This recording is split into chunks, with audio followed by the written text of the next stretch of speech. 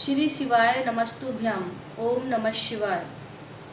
5वां अध्याय कोटिलिंग महात्म्यम एवं रविवार व्रत कथा महात्म्यम। भगवान शंकर बोले, हे सनत कुमार, कोटिलिंग का महात्म्यम तथा पुण्य का विधान बताना या वर्णन करना बहुत कठिन है।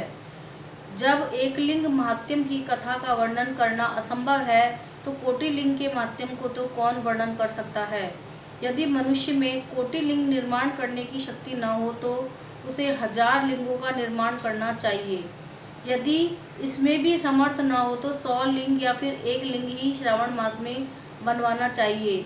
एक लिंग के बनाने से जीव मेरे पास निवास करता है और कामदेव के शत्रु भगवान शंकर का ओम नमः शिवाय मंत्र से पूजन करना चाहिए।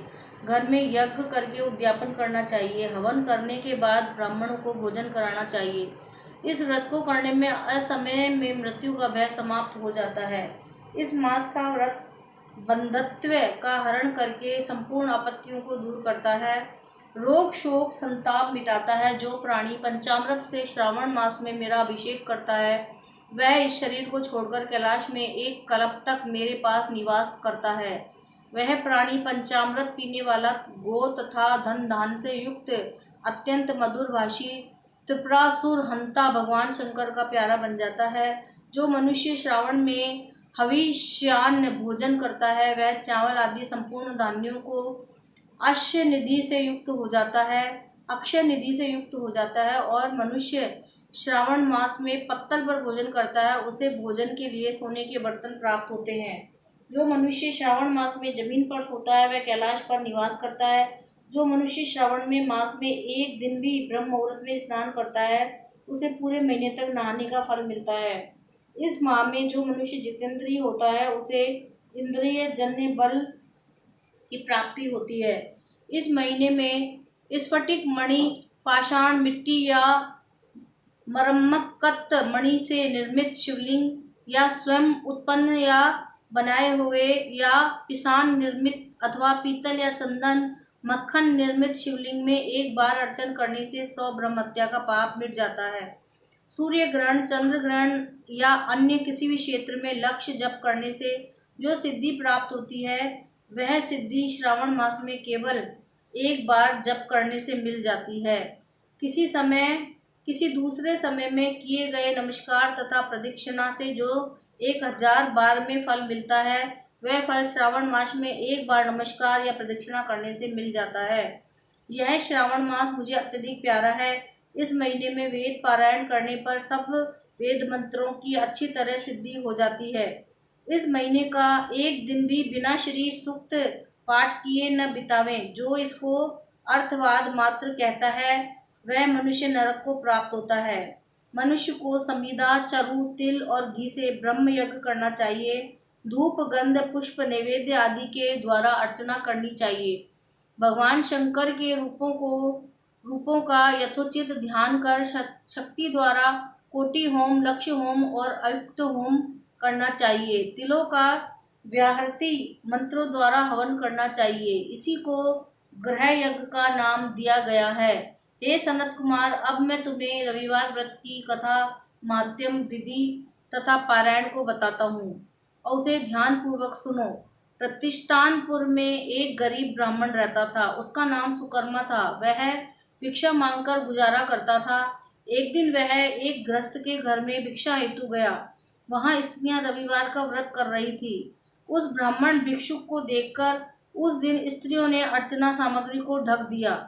उधर ब्राह्मण के मन में अर्चन विधि जानने की इच्छा जागृत हुई। वह बोला, हे साध्वी महिलाओं, आप सबने इस व्रत की सामग्री को क्यों ढक दिया? आप दयालु हैं, कृपा करके मुझे इस व्रत को करने की विधि बताइए।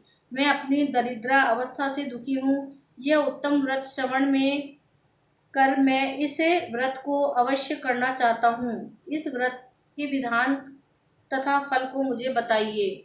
स्त्रियों ने कहा, हे ब्राह्मण देवता, यदि व्रत में उन्माद या प्रमाद अथवा विस्मरण, भक्तिहीनता, अनावस्था करोगे तो यह व्रत निष्फल हो जाएगा। अतः इस व्रत को तुम्हें हम कैसे बता दें? ब्राह्मण बोला, मैं ऐसा नहीं करूँगा। उसकी ऐसी बात सुनकर उस महिलाओं में से एक प्रौढ़ महिला ने ब्राह्मण को उस व्रत की विधि बता दी। उसने बताया, श्रावण मास के शुक्ल पक्ष के पहले रविवार को मौन धारण कर प्रातः उठें।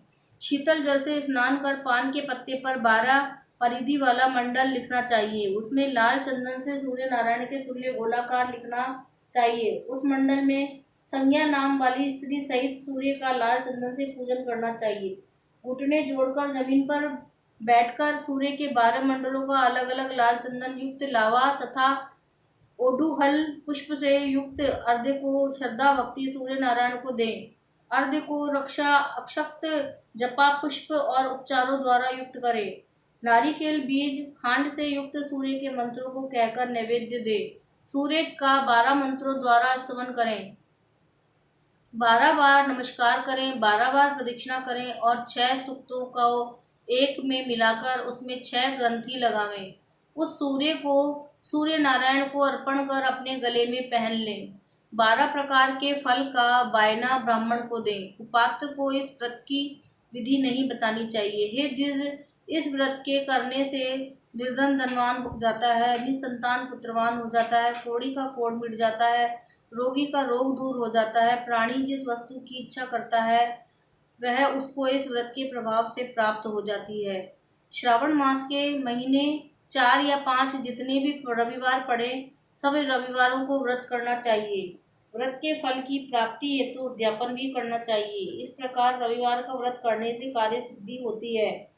गरीब ब्राह्मण रविवार के व्रत की विधि प्राप्त कर अपने घर को लौट गया। घर आकर उसने अपनी दोनों पुत्रियों को भी रविवार व्रत की कथा एवं विधि से अवगत कराया। उस व्रत के सुनने से और अर्पण तथा दर्शन मात्र से उसकी दोनों पुत्रियां सुंदर बन गई। उस दिन से गरीब ब्राह्मण के घर लक्ष्मी जी निवास करने लगी। अब वह ब्राह्मण भगवान की कृपा से धन कुबेर बन गया। एक दिन वहां का राजा ब्राह्मण के घर के सामने से गुजर रहा था तो उसकी दृष्टि ब्राह्मण की रूपवती कन्याओं पर पड़ी। वह उनकी सुंदरता को देखकर ठगासा रह गया। राजा ने उन कन्याओं से विवाह करने का निश्चय कर महलों को लौट गया। राजा ने अपने पुरोहित को ब्राह्मण के यहाँ उसकी दोनों पुत्रियों से विवाह करने का संदेश लेकर भेजा। ब्राह्मण ने राजा का प्रस्ताव स्वीकार कर अपनी दोनों पुत्रियों का विवाह राजा से कर दिया। राजा महल में जाकर दोनों कन्याओं ने रविवार का व्रत किया और वे पुत्र पौत्रों से युक्त हो गई। हे सनत कुमारों, जिस व्रत के सुनने मात्र से सब आकांक्षाओं की पूर्ति हो जाती है, तो इसके अनुष्ठान के फल का क्या कहना है। 5वां अध्याय समाप्त।